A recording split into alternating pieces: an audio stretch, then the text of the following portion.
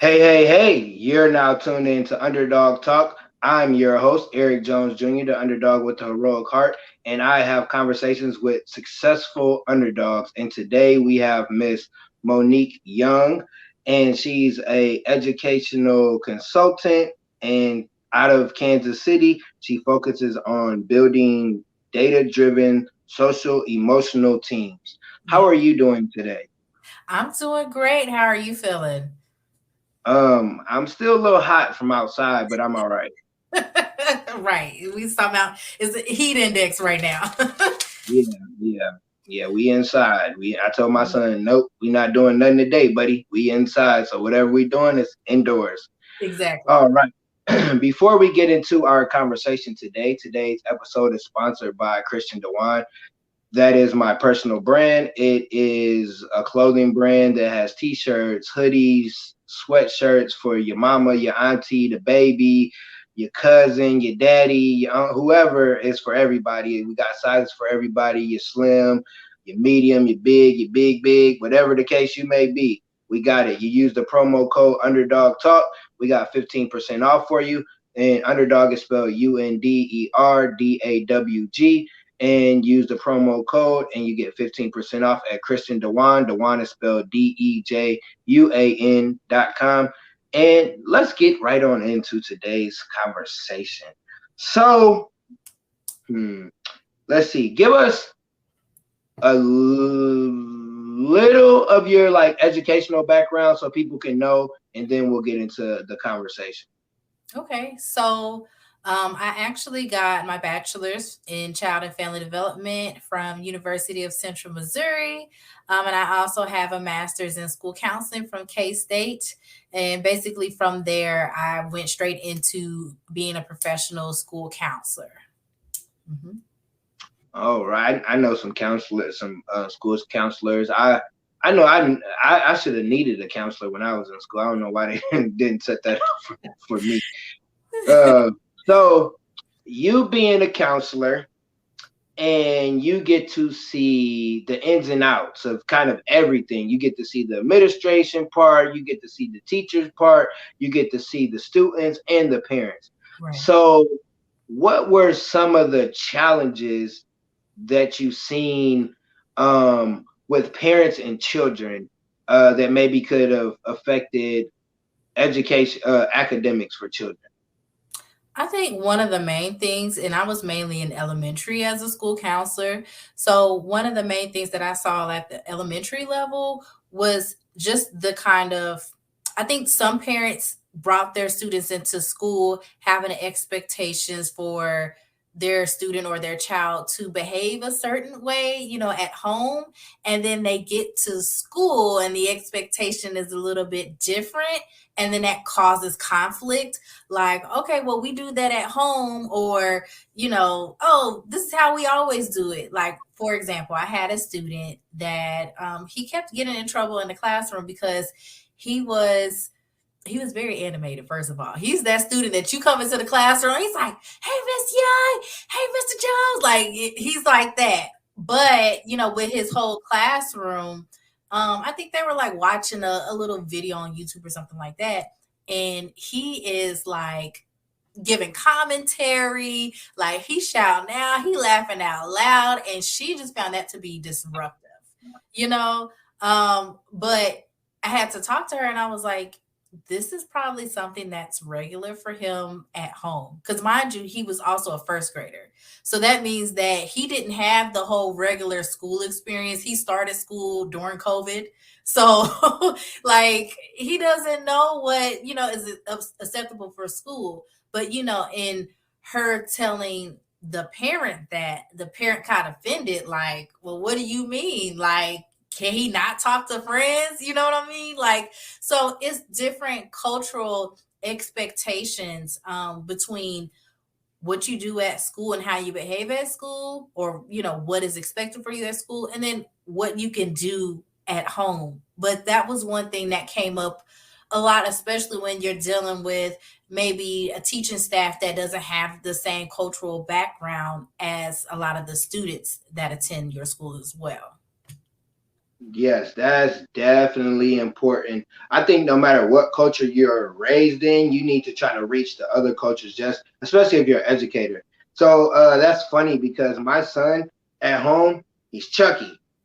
At school, they be like, "Oh, we love him. We can't wait." What? Who are you talking about here? Like, what kid are you talking about? Like, that's definitely not my son. And it's funny because like, no matter where he goes in public, he knows what to do. Because I told him when he was in preschool, I said, "Listen, if you ever act up at school, I'm going to come to school and act up wherever you was acting up." And he was like, "Oh, okay." And one time he got Mm. out of line. I so happened to be off. His mom was like, "Yeah, the teacher called." So I go up to the school and he walking down. I see him walking. He like, he see me. He like, I'm like, "Yeah, let me holler at you." I didn't whoop him. Didn't do nothing. I just said, if I come up here again, it's no talking. I ain't Mm. had to come up there again. And that was like kindergarten. He going into third grade. So I definitely understand being an educator, especially in elementary school. Like the parents will come in and y'all rah rah, and you wonder why little man rah rah.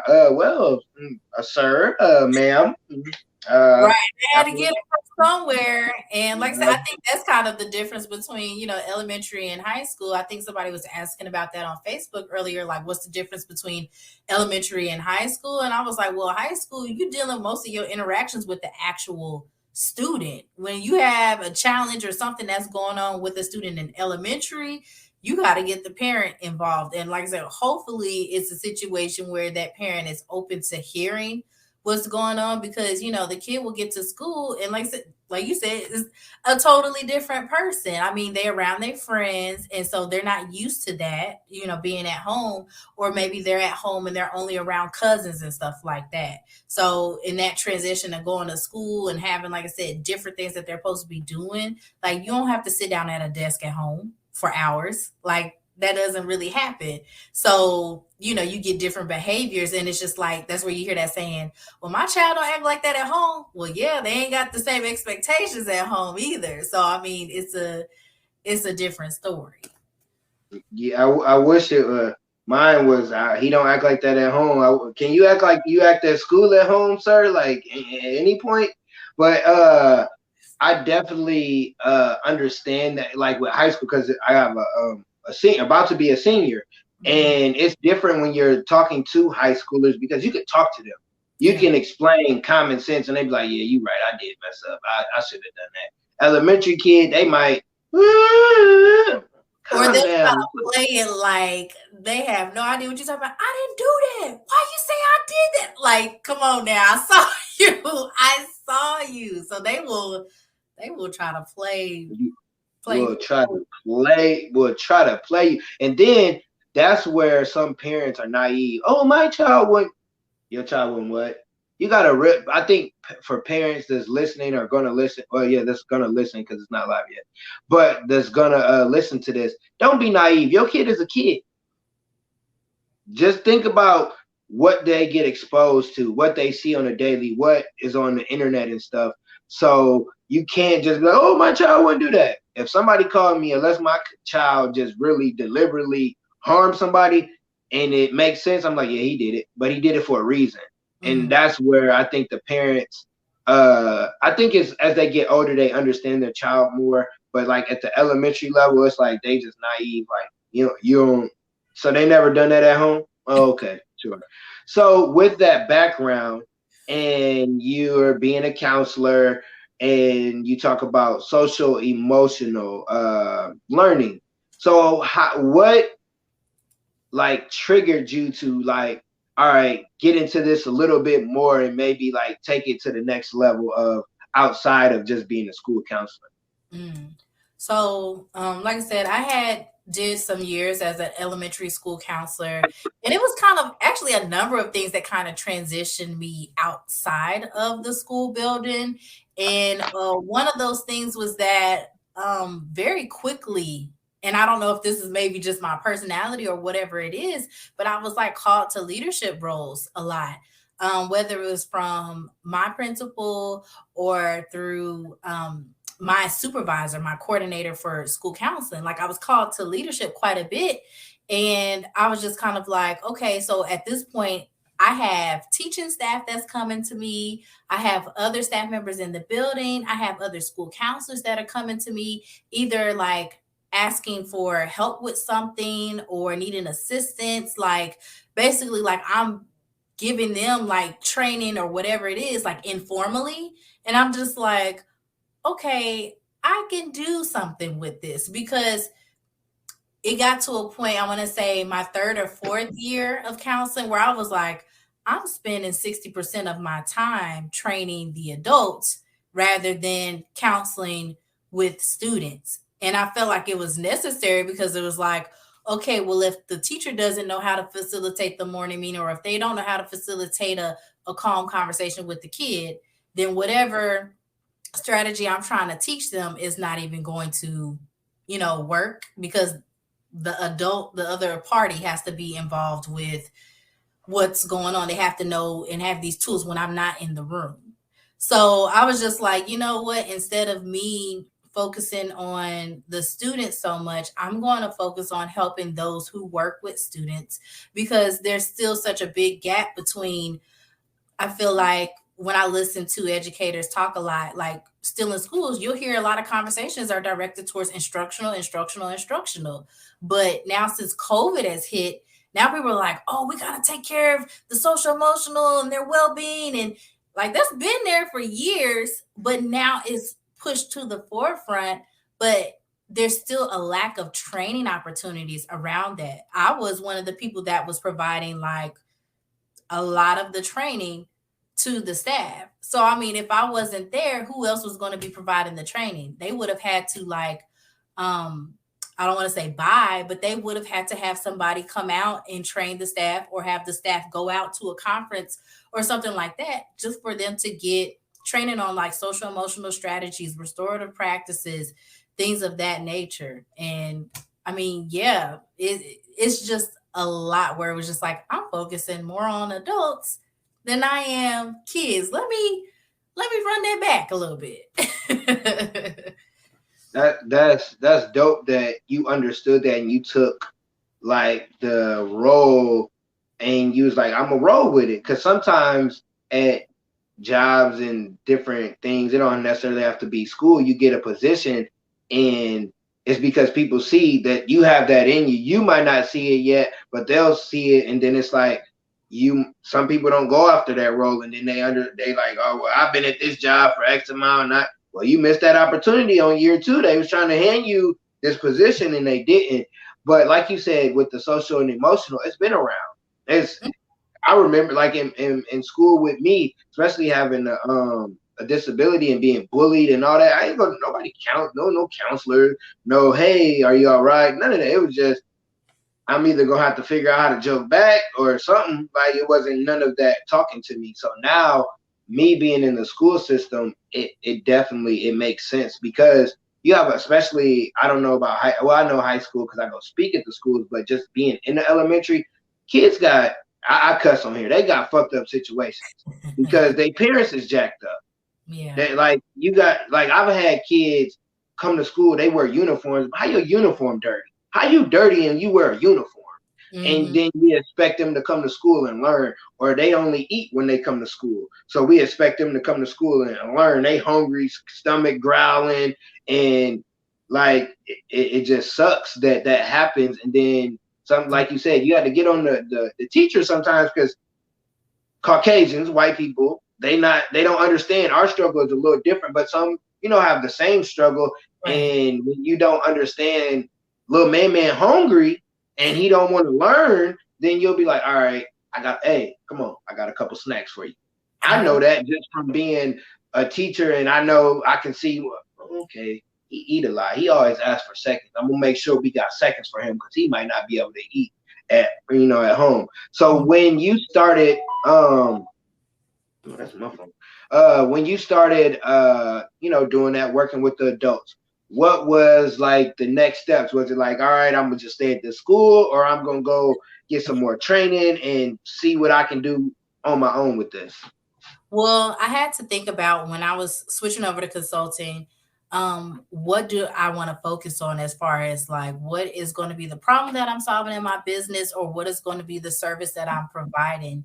And like I said, throughout my experience as being a school counselor, like there was a transition where when I first came in, I was kind of like the only social emotional support. We had a social worker, but he was split between our school and I want to say two other schools. So he might have been at our school building maybe once a week. So, like I said, I felt like most of it kind of fell upon me. And then that next year, they did get me another social worker, but it was just like, okay, working with this person, I was like, look, we got a lot of things that we need to do to move this school social emotionally. And through the conversations that we had of like, okay, this is where we at, this is like what we do in our roles, we kind of formed our little duo, our little team. And from that, we were able to advocate for a behavior interventionist role. We got another social worker. So, like, we were able to do way more things. By that time, we are a larger team now. So we got our administration on board. We had a communities and schools coordinator, which if you don't have those in your state, is basically a family liaison.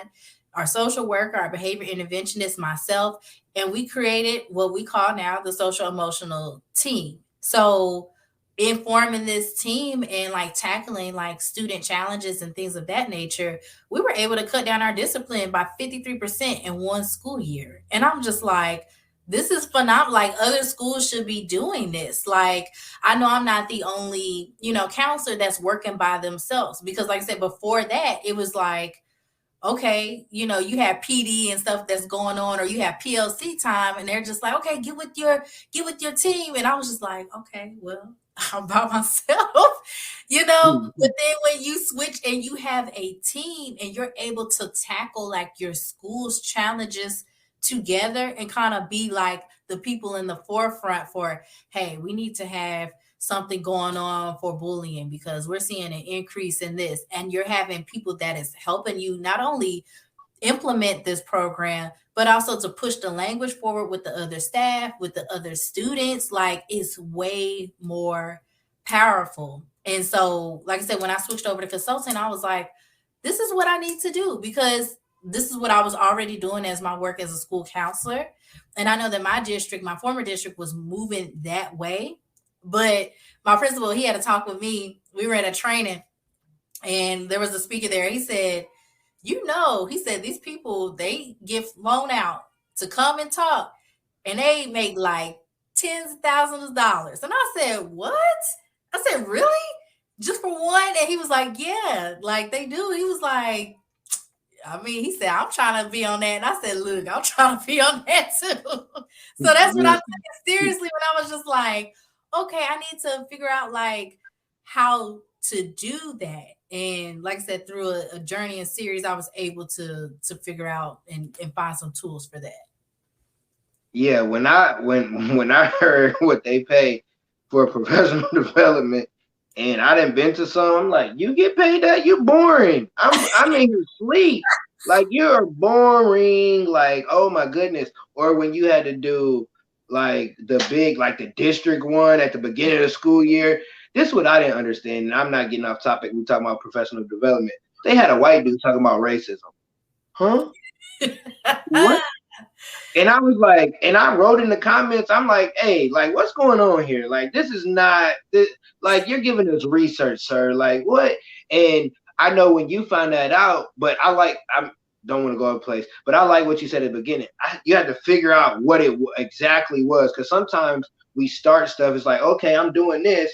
Let me go do it over here, and it's like, nah, you need a team. You need to know exactly what's gonna help your school. You can't just be like, oh, well, last year I did, working with kids for a month and this what happened. No, you got to have real data when you're working in the school. And kudos to you. I can't wait till I get the little board with the clapping and all that. When you said y'all behavior went down or changed by 53%, that's amazing. In one school year. In one school year. Listen, if you don't work in schools, but if you know about school, that is major. Because these kids, some of these kids bad as hell. I ain't even gonna lie to you. Okay, Some of and them. that's why I was like, it totally shifted the culture, the climate. Like district people would come in and they're like, it's quiet. Like kids are learning. They're in classrooms. Like, yeah, like, we knew it was something that we had to get under control, but we also had to change our mindsets too, because we had did all of the reactive things like, oh, we're gonna do Saturday school, or you're gonna have an out of school suspension, an in school suspension, but that stuff wasn't working. And it wasn't until we actually transitioned to we signed on to become a trauma sensitive school that we had trauma training not only for our support staff but for our teachers too. And so we were able to change that question to like, okay, not what did that student do, but what happened to that student, and how can I support that student so that we could be more preventative versus reactive. That's the major key. That data and all that is going to help you be preventative to these student challenges. Like I could probably look at a school's data right now and tell them like, okay, you probably need to put a practice right here. You need to put some type of implementation or intervention right here because this is going to be an issue for you. Like it's all in the data. Yeah, and I don't think people realize that when you like. So for me, as being a speaker, you got to come in with. I got to come in with data. I can't be like, well, I'm just a really good speaker. This is what I'm talking about. Who have you changed? Who have you helped? What have you helped the school's grades go up? Have you helped behavior change? Whatever, because you got to have that data to show that. And that's awesome that you said you could. Well, by looking at what y'all got going on, y'all need to do this, this, this, and that. And I love that you said you got a team. He was like, all right, they said, all right, go hire somebody. Oh, yeah, because y'all got me in here by myself and want me to do magical work, but it ain't gonna happen. So when you got your team, and like you just said, it's about mindset. You can have a team, but if your team doesn't have that same goal, you're not gonna be a successful team. And I think with educators and people, you have to get to the mindset of the kid. That's where like you gotta, like you said, you can't be like, oh, well, little such and such, or she did this, and it's like, why did she do it? What happened? Or say it's a new teacher. This student over here. Let me holler at you. Yeah, her home life a little. So if her behavior off, it's because of this. So don't really go off the behavior. We gotta sit down and talk to her, or whatever the case may be, rather than, oh, well, she did this. You're out of here. When you just said in school suspension, I hated that. I definitely was a part of that ministry, and I hated it. And I wish we had what the kids now have, where somebody could talk or see why are you doing this? Why are you clowning? Why are you doing that? So you said you got your team. Your boss said, hey, they pay good money doing the professional development. Did you go right into it, or did you stay at the school, or did you go into your consulting? No, it actually took some time because I'm a type person, like I'm spontaneous a little bit, but I do like to have a plan or at least an outline of what I'm about to do. We ain't got to have the specifics down, but let's at least have an outline. So, matter of fact, I think COVID kind of helped me progress forward with that because you have all this kind of additional time at home. And I remember Clubhouse was something that kind of like popped up. And I was in like school counseling groups. And this person kept talking about like, hey, you can use the skills that you have and create a consulting business based off of the skills that you have. And I was like, okay, she keeps talking about this. Let me listen to what she's talking about. Let me get my paper. Like I would be on Clubhouse with like a notepad and paper. Like, okay, what's she talking about? And like I said, she happened to be an education consultant herself. And she basically helps other education consultants, get your business off the ground. And it's a whole 9-month program where you're learning the steps of like building a consulting program from the ground. So that's she's my mentor and she's my coach, and I like make sure that I'm following what she says, because she's really helped me a lot with a lot of the business aspect. I had the educational knowledge, but going into ed consulting, it's a lot of business. Definitely.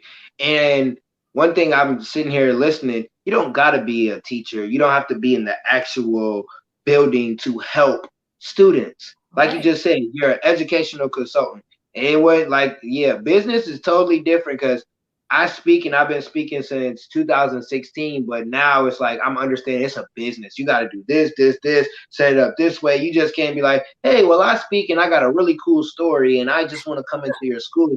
I'm like, No, it's oh, crazy though okay. because my coach, she would talk about how white people will do that and they are more likely to get something just saying that sentence that you just said, like, hey, I have a really cool story, versus somebody of color, having maybe the same exact story, but we have to work a little bit harder to show people that it's a real business and it's a real, service that you're providing. Yeah, I give an example. It was one of I think it was like second or third year speaking. I get an opportunity to speak at a camp, like a football camp. I go up there, I kill it. Kids, oh yeah, the parents, yeah. Dude from the Colts, because here in Indianapolis, the Colts is the team. I don't remember if he was retired or he was still on the team. He comes in and he's talking, but he's not. He's doing the, oh well, I started like this and I went here and and they like. And he said something. They was like, hold on, he was just talking about that. We don't really want to hear what you got to say because we like what he said, and it's because he's on the Colts. Oh, we got a coach. It wasn't the camp people. Oh, we got the coach player. We just got this guy Eric Jones here. He knew, we just gonna help him out because they knew me or whatever. But it was like my message was more powerful and more impactful because I remember people. Hey man, you don't remember me, but I was there when you was at the football thing and you was speaking. Man, that was some good stuff. I'm like, oh man, that's been a minute. And it's just like you said. Sometimes it don't work out for us. I before for my next question, it's a guy, black guy. This is how I know it's jacked up in the world where what you just said. I'm speaking at the detention center. He wearing a suit and all this. He talking about gangs, all this stuff, right? From research. He ain't been in a gang. He ain't done nothing gang related, but he doing research. And he's sitting there talking to me. And he's like, yeah, man, you got to wear a suit and you got to do this, and that. And I'm like, yeah, my mentor is under Eric Thomas, and both of them don't wear suits, and they make a lot of money, and they're speaking everywhere. Oh, okay, buddy. And I was just like, why does like that mindset of being white? No, you gotta be yourself. And I'm sure you, being a consultant, you had to be yourself. So when you started, did you use the team that you had, or did you get a new team? Oh, see, that's a really good question. So, going into consulting, and I actually do start to see in some education consulting spaces where there are people who have teams. However, this is kind of a venture I took alone, just because, like I said, it's something that if you're going to do it as a team, and especially business, like everybody has to be on the exact same page. And nobody else was really looking to leave the school building at that point. Like, especially my social workers, they had just came from like the community mental health region, and then they had gotten into the school, and the school was like their first school environment, so they weren't really looking to leave that. So I knew that this was something I was going to at least start individually. So like I said, I'm doing this by myself, but I put such a focus on having teams, like having your teams together and this, that, and the third. And then also when we talk about teams and traveling too, like, I mean, just think about your friends when you just like, hey, we going to Mexico. And then all them people start dropping off the group chat. Like, so it's just easier to move as a solo person. Although I do miss having a team. I still talk to these people like every single day. But, I'm no longer in that school building space. I knew that particularly for me, trying to still be a school counselor, it was going to limit the people that I would be able to work with. Like if I'm a school counselor, I'm only working with one school. However, I was seeing that there was a need and there was services that needed to be brought out to other places, other states and other, like I've gone out to conferences and things like that and talked to people and they're like, hey, we want this. So, I mean, it's not something that I felt like was feasible for me to stay in my role as a school counselor and do at the same time. Understand, and that's like life in general. Like you said, you got your friends, you want to go on a trip, but just thinking like depending on you just starting, so you'll eventually have a team. But Mhm. right now, excuse me, you're the only one that has that passion. Like, hey, I'm about to get up out of here. I'll holler at y'all. Like, wait a minute, I just got hired last year. I can't leave. I ain't nothing. Right. And when you get into that field, then you'll get the people that have that passion. So I definitely understand with the team thing because I do everything on my own, and it's like, okay, I can't wait to get a team. Because you gotta do the marketing, you gotta do the scheduling, you gotta do it all. everything. And then don't be a parent. Oh yeah, you gotta do that too. And my son doesn't live with me full time, but just still like when he comes over, I might have, a recording. I'm like, hey bro, I got a recording. But when I get done, we're gonna do X, Y, and Z. So it's Right. definitely challenging doing it by yourself.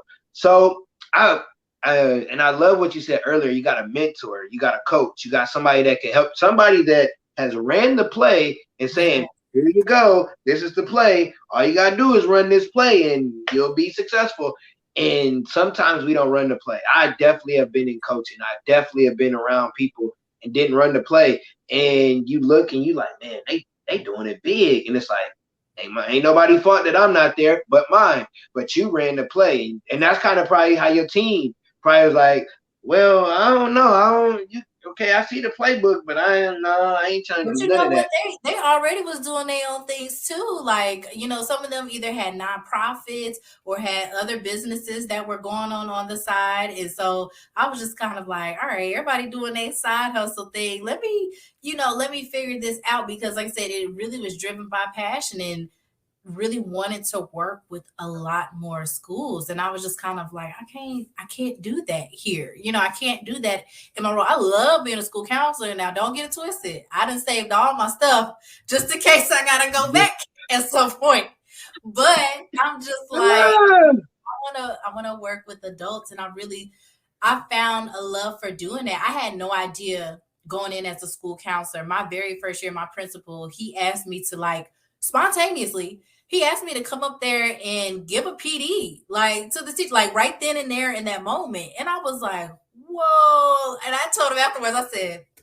don't put me on a spot like that, like ever again. So after that, he planned those out. He was just like, hey, next week I got this and da da da. But like, I absolutely love getting in front of like a crowd of people and educating them and like helping them. Like, it's just a passion that just popped up, and I wasn't expecting it whatsoever. You did it scared because you like, hold on, what? Right now? I don't even got no notes. I don't got a I PowerPoint or said, hold nothing. on now, because I need Uh, some notes or something. but that sometimes we don't do stuff scared and we miss the opportunity. You did it and you was like, okay, this is cool. Just let me know ahead of time. And then that really what was preparing you doing those PDs at your own school. And sometimes in your arena, your area, whatever it is, you do whatever you're gonna do there. And you don't realize it sometimes. For me, I graduated with a 1.7. I ain't got nobody degrees. I ain't got nothing school related. And I'm in the school and I'm like, God, why, what is this? What?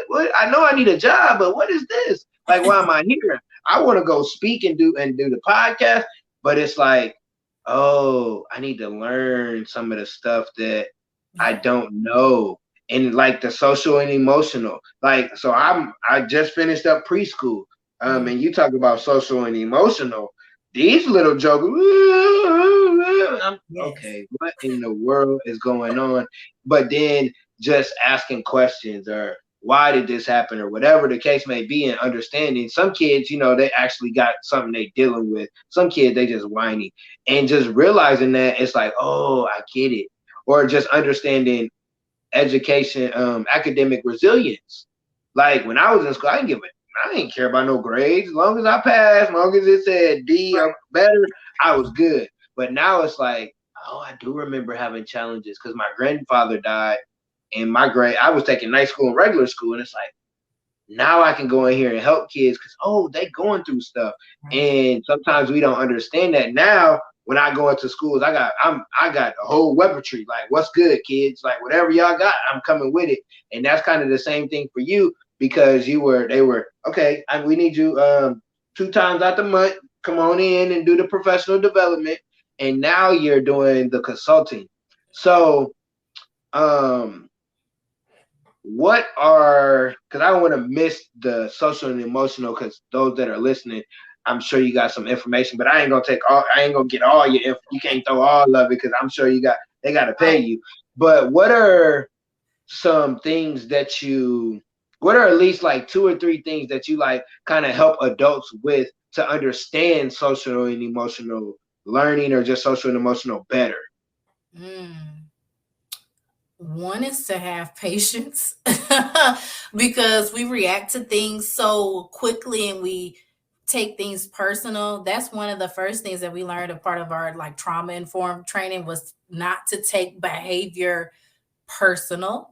Because you're just like, okay, especially if you're a teacher or something like that, like, why is this child doing this? Like, I'm just trying to teach my lesson. I'm nice to them. I'm trying to listen to them, and they're just calling me a dummy, or they spitting in my face, or whatever it is. But it's just kind of like they have so many other things that's going on that you cannot take this personal. So don't take it personal.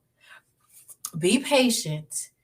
And one of the main things that you just said is listen. Like, it really takes a listening ear to understand what's going on. And it's even more challenging with, younger kids, because older kids, as you said, they can talk and have a conversation with you and they can start to do some of that processing. But for younger kids, sometimes they'll do something and they don't know why they did it. So why isn't a really good question for them. Sometimes you have to either listen to them or observe them, like just watching them. Like, I always tell my husband, I said, people work in patterns. So when you start to pick up on the patterns of a student that has behavior challenges, you can start to predict what they're going to do, or you start to predict what are their triggers. So be patient. What was the second thing I said? I said to be, look, I'm too terrible at this. Be I forgot. I patient. know you were saying, I was listening. You said listen was the last one. It Be wasn't like, patient. Listen, and don't take it personal. oh, don't take it yeah, don't take it Right. personal. Yeah, y'all know the song. Don't take it personal. And that definitely, like, that's one thing that I think I had to understand. It ain't personal. It ain't nothing. But actually listen. What you just, I really forgot, because what you said, I'm sitting here listening, like the patterns. Because I'm thinking of certain students is like, because after a while, your students, they get to Yeah. cutting up. Hey, go sit down. You ain't nothing even wrong. You just go sit down. You didn't hit her. You didn't went over here and mess with the. Go sit Mhm. down. That's just going. And some kids, it's the kid that might not get in trouble, and then they didn't got into. Oh yeah, somebody did something happened here. What happened? Let me ask you, because you don't get in trouble too much. Let me ask you, and then go ask the other one, because their patterns. And that was making me think of like the kids and stuff, because that's so true. And people don't. I think teachers do. I think good parents do. Like, I know my son. I know, like, it's kids that pick, like, it's some little, I think the little girls like him, and they don't know how to express that they like him, because every morning they mess with him. And today I'm like, Gotta hey, please them. listen, I'm like, yeah, we done. Like, so from here on out, son, be yourself. Roast them if you need to, because they keep messing with you. Like, and it's like, I know him. I know, I'm looking at his face. I'm like, something wrong. Somebody Mhm. did something to him. We just got here. We just, and just understanding those patterns and having patience. You gotta have patience with kids, anyways. But when Mhm. you're an educator, your patience level gotta be up here. You can't, yeah, listen, because kids will test you. They will Right. test your gangster. They will make you forget that you at school. They will make you. Make you try to They take the will. badge off. Yeah, listen. I will go in dad mode real quick. Don't do it. And so those are things that help. So what for parents? And you don't have to give a X amount of numbers, but what are some things parents can do? Because I think that being an educator, sometimes the parents ain't on, the educator and the parent ain't on the same thing, because the Right. parent don't want to be, or whatever the case, or it could be just communication. But what are some things parents could do, because that's the most important thing at home, starting Mhm. at home. And then you can maybe talk to the teacher and tell them, hey, when such and such happened, he act this way. So what are some things parents can do I or think that they need to know? I think one of the main things is that they know that their support staff at their building and even the teachers as well, but they aren't the enemy. You know, just because they're calling you about your student or they're saying that something's going on is because they're concerned. And it's not because they're trying to make a personal attack on you, your parenting styles, or the way that you're upbringing your children. Like, it's just kind of like, hey, we got a challenge that's going on here, let's figure this out. Because some of my best meetings I've had where we've had like aha moments is because the parent attended and they're just like, oh yeah, well, to help them with this math, we use blocks at home.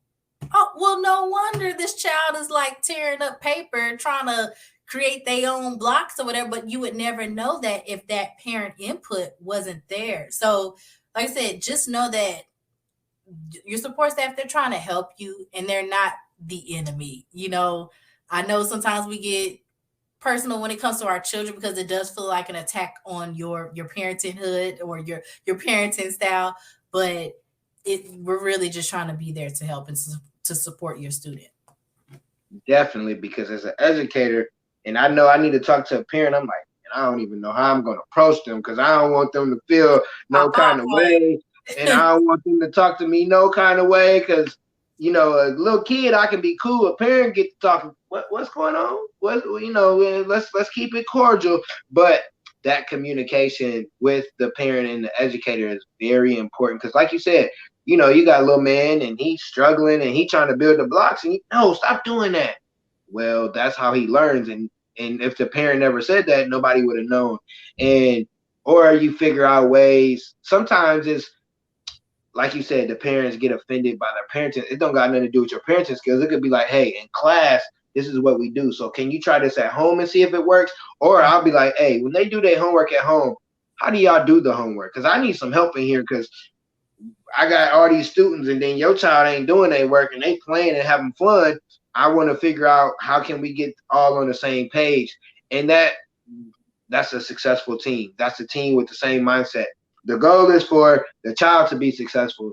Hey, you might not like me. You might not like the email I sent. I might not like the way you came at me, but the goal is for your child to be successful. Mm-hmm. And some parents forget that that's the goal. They, like you Right. said, the school, I would say 80% of people at school, maybe it might be a little less, but somewhere in there care about your kid, Yeah. like to actually want to help you. And it sometimes might not be that child's teacher.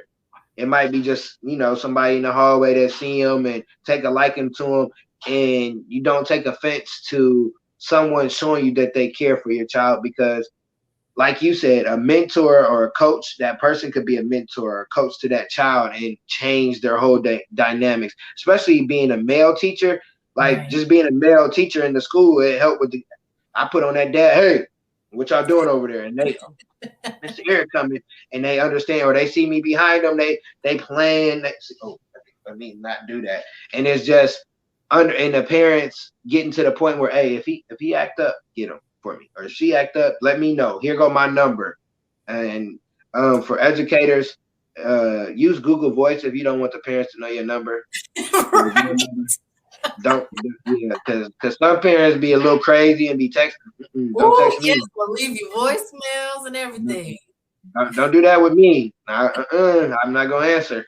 So, throughout this journey of being in the school system, uh, getting the opportunity to show the school system what you got. Now you're running your own thing. What were a few personal challenges that made you be like, no, I'll skip this. I ain't even about to do this. I'm gonna just stick at the school. I'm gonna stay here. I got the job. I got the everything good here. I can just help with my school. What were some of those challenges that almost made you be like, yeah, honey, I'm gonna just stay at the school. Ooh, and let me tell you, I'm still going through them right now because, like I said, I'm still, building my business, building my clientele. So, I mean, it has not been an easy walk in the park. One is just finding the clientele. Like I know that the services that I'm providing, like everybody needs a social emotional team. However, again, like I said, I feel like schools are kind of years behind when it comes to some of this work. So when I talk to principals, sometimes they don't have that SEL language quite yet because that's not what they were trained in when they were in their, education programs. That was kind of like the afterthought. So when I'm trying to like talk to them and be like, yeah, so you need a social emotional team and this is how you can organize your support staff, they just kind of like, oh, okay, like cool, like let me see it first. Like I need to be able to see it first in order to see the need at my school or my building. So really I'm targeting support staff, directors and leaders. But even then, these people are hard to find. I mean, typically they might be older, or like most educators, they're trying not to be found on social media. So I mean, it's not like you could search their name and like something pops up. So I might just have a website with a picture and a name, and that's all I got. I don't have an email, I don't have a phone number to contact people. So it's just like scouring the internet trying to find, my target client. And so that has been one of the craziest challenges to me. So one of my main things is I have to make sure that I'm bringing awareness about my business and posting about my business. That way, a friend could tell a friend. But that, man, I'm telling you, I'll be like, I got the stuff in the basement, honey. Like I got my school counselor stuff. Maybe I just need to go ahead and dust it off. But like I said, I'm really committed to helping these schools and providing these services. So I'm sticking with it. I'm sticking with it. I love that because it definitely being a speaker and then you have to do the research and look up the schools and then you might go to the district and it's 50 schools, but you got to find the high school. Then you got to click on the high school, find the assistant principals and the school, and it's like, Sometimes listen people here, don't call back. They don't yeah, call back you or send they out don't the email email, back. you call, you be like, man, listen, I don't know, but it takes 100 no's to get that one yes, and so it's like you can't give up. I think, and I see it. You found your passion. You understand what your purpose is, and it's like, okay, I'm a roll with these punches because you got to start somewhere. You guys, I seen my guy Will, he made it say you got to start ugly. Like Mm, you got to just go. yep. Especially when you're doing it by yourself, and then you got coaching or they telling you, hey, you need to do this. You don't do X, Y, Z. That could push you back a year or two. It could push you back maybe a minute because you didn't do those little things, and it's the tedious things it's the tedious things for me. Like I can't wait to get an assistant and do all that scheduling and all. I just want to be able to hit record and where if I'm Okay, speaking that's or it. doing a That's all you got to podcast, worry that's about. it. That's it. Let me know what the topic is, and I'm there. I'm there. Like I don't like doing all the other stuff, but when your purpose is bigger than what you got going on, you understand. Like, all right, This is whew, what I'm tired, but I I still got to do it. yeah. And I love that you didn't give up because there's people that's gonna need what you provide. Just from me talking to you before, listening to you today, I definitely know there's people out there. So as a friend, I'm gonna reach out to those that are my friends in schools and stuff for you. And anybody listening that's in the education field, you know your school needs some social and emotional learning.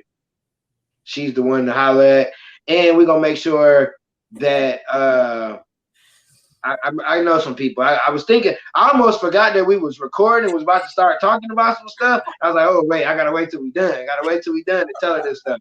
Um, but so you just how long have you been? I got just answer that part, and I got a question to go with that. How long have you been doing the consulting? Well, I've actually had like my LLC, and that's where I feel like I launched, which was last July, actually. So this will be a year coming up. But like I said, I was still working full time at the beginning of the school year as a counselor. So I've only been doing this in my business for about 4 months. So that's why I'm like, I have to give myself the grace to be like, you know what, you just started, you're still reaching out to people, I'm still getting to know people locally, going out to places and booking conferences and things like that. So I have to give myself grace because people have to know about my business and know about myself before they're willing to, do business with me. Understand. So you're a year in. We're gonna say you're at the year mark. We're gonna round it off. Where do you see yourself in the next 3 years, like with this? I believe in 3 years, I think I will still be providing PD and coaching, but I think that will be on the side. I think that I will probably find a position as a director of either social emotional learning or something related for a school district. And that way, I have a set amount of people that I'm working with in order to help grow and to help develop, because that's, like I said, that's what it's all about. Is if I grow somebody else and I help develop them, they're going to take that, they're going to grow somebody else and develop somebody else as well too. I don't think I'll have to do the whole searching the internet and scouring the earth for clients, in 3 years from now. But I'd like to be more settled in, hey, these are my net of people that I'm working with, and we're gonna move like that. We're gonna grow and develop these people so that they can grow and develop others. I love it. I love it because you basically like, all right, I done this for some years. I know what I need to do. This is what we need to do. Now you're building a team, and then the team builds, and I love it. I love the idea of being a director, because sometimes I think when we do and I'm not against working a 9 to 5 because I've had to, but sometimes you gotta step outside and step back in to figure out what position is impactful, especially in the education field, because who knows where schools is going in the next few years, because it might go virtual for, I was talking to a lady yesterday, and she tutors through virtually, and she was like, there's a school in New York that's all virtual. And I was like, that's a good thing, but then you don't have sports, you don't have that social part of it. So it's going to be a lot different just with COVID hitting, and then the technology that we have is going to change things for kids. So before we get to how people can reach out to you, what are because you gave a couple tips earlier. I'm trying to think how. So what are 3 tips for people, adults, not, it don't matter who the adults are, that either the parent, the administrator, teachers, what are some things that they can do to implement in how they interact with children with the social and emotional? So 3 tips for adults and how to interact with Like, students in a yep. social emotional way. Um, One is getting to know the student.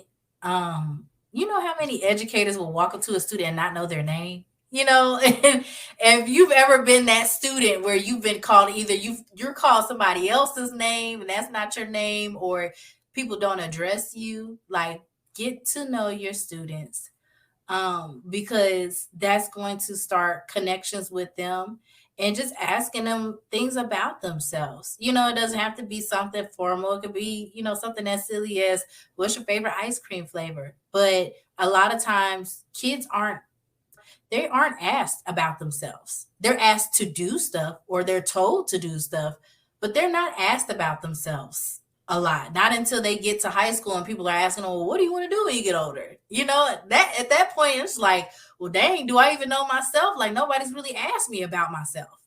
So, ask kids questions, get to know them, because they're basically miniature adults. They're just trying to figure things out. So, build those connections with them and really get to know them. Yeah, that is so important. Because for me, like with my class, one thing I've seen another teacher do it, and when all the kids come in, you be like, oh, Monique's here today, here today, hurrah. And then I'd be like, so how are you feeling today? What do you want to learn today? And I always ask them, "What you have for dinner?" Most kids, I don't remember, or they say what the other kid did. But they get so happy and just, oh, we get to talk about it. And then when they get to ask me that, and me just asking, "Oh, y'all do fireworks? Do you help your mommy cook?" Stuff like that, just to get to know the kids. And like you said, you ask little sneaky questions, see what their favorite candy, what their little thing is, because when they do something right, hey, here you go. How did you? And they like, okay, that's why I mess with him. So yeah, get to know, ask them questions, and don't be afraid. I'm gonna just add this one. Don't be afraid to be vulnerable or transparent with children, no matter what age it is. Like, because kids want to see a real person. They Right. don't want to think that, oh, this person does nothing wrong, or then it could be where you've just been this superhero and you're human and you make a human mistake into this kid. It's like, oh my God, why did you do that? And you just have to be real with kids. You Yeah. gotta keep it a buck with kids, because listen, kids Hell will keep it no. a buck. They will keep it a buck with you. Listen, I got kids. They be trying to roast I'd be like, y'all don't even understand. I can't roast y'all. Y'all little baby. Like, they really be anyways. So yeah, make sure you get to know your students, and parents get to know your kids. Yeah. Don't forget, yeah, get to know who your kids are, because just because you got 3 kids, each one of them different. Exactly. So I need an underdog quote. It don't matter if it's your quote, somebody else quote, Right. whatever the case, we need a quote. Yeah, I get it'd be so funny because I get people that aren't speakers or coaches. When I ask them, I'm like, what a quote? What are you talking about here? No, I found one today actually. So I'm glad like Yeah, this is you ain't supposed to say. You ain't supposed to let people know that I pre-asked you. Oh my goodness, you messing up. You're giving out no. secrets and You stuff. just asked me, but it literally popped up Oh, today and I oh, saved it on my phone because I was like, I need to repeat this to myself. But the okay, quote okay. is I am too positive to be doubtful, too optimistic to be fearful, and way too determined to be defeated. They didn't say who said it, but I love that. Yeah. Can you send that to me? Because I ain't write down I make sure I post everybody's quote, whatever they say. And yeah, I ain't write that down. You said it a little quick, so just go ahead and send that to me, so I ain't gotta go back in the editing part. That's funny. um. So how can people reach you on social media or the internet? However, how can they reach you? Okay, so I'm so I'm on Instagram. That's under Young Mind Creations underscore LLC. But then also I do YouTube content where I'm kind of giving tips to social emotional leaders and other student support staff. That's under Young Mind Creations. If you search me on Twitter and all that, I'm in those spaces too. So, it's just like whatever your preference is. But if you want the specific content, head on over to YouTube. And I'm starting this thing with Twitter Spaces. So, like I said, check that out, see how that is. I have some recorded ones, so you can go on there and see that. Yeah, your YouTube. I'm glad you reminded me about the YouTube, because I was checking it out and I definitely got a question of how you did something, and I was like, okay, I'm gonna ask, but I'm gonna wait to ask that. So, Young Mind Creation LLC. That's basically everywhere. That's where you Mhm. gonna find her. But go to YouTube, because her page is definitely informational, especially if you're an educator or administrator and you want to learn about what she does. That's definitely the place to go. Yeah. I appreciate you. This was a good conversation. Thank So I have to tell the people, she used to be a Jones, and that's why our connection is good. All the people I do the podcast with, or I'm on there. It's just a Jones thing. I don't think other people understand it. It's not something that you got to keep up with us, anyways. Yeah. So I appreciate you being on here. Thank you for all the information that you you. gave. I didn't want to go super into it and how you giving out all your stuff, but it was a great conversation, and um, I love your journey, and I hope everything goes as planned with what you're doing, because I know when you go through stuff, life will punch you and hit you with a 2 piece and a biscuit, and you like, all right, I wasn't even ready for that. So everything that you do is going to be it's going to get done because you have a purpose behind what you're doing. You're not just doing it to say you're a cool consultant. You're actually doing it so that it can help the students. So kudos to you. I always try to give my guests their flowers while they're on here. And you can reach me at Underdog Talk Podcast on Instagram, Facebook. We definitely will be on YouTube. The first YouTube virtual episode will be next week on the 13th. Wait, I can't say that because nobody know. They not listening. It's not live. Anyways, y'all scratch that because I'm not even gonna edit that out because I don't know. Yeah, I'm not even gonna edit that part out. But yes, you can catch it on YouTube under Underdog with a heroic heart as the page, and you'll see this episode. You'll see other episodes. The email is Underdog Talk Podcast. If you want to tell me I'm doing a great job, if I'm could do something better, if you want to be a guest, if you want to get in contact with a guest that's been on, that's how you can do that. And do you have any closing words before we get out of here? You're doing a great job. Thank you. And on that note, peace, one love. I'm the underdog with the heroic heart. I'm Eric Jones Jr. I have to keep pushing for my kids. If I give up, what's that leave them with?